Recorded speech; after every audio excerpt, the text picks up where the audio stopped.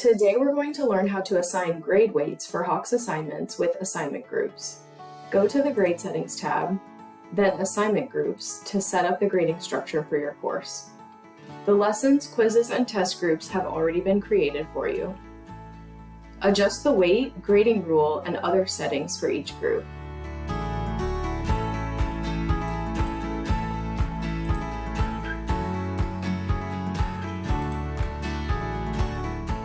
Save your changes. You can select the weight distribution dropdown to adjust the weight distribution. These groups can also be customized to meet your specific course structure. Click New Group to add as many different groups and subgroups as you wish. Select Save Changes to finish. For more information, contact us at instructorsupport@hawkslearning.com or call 843-571-2825.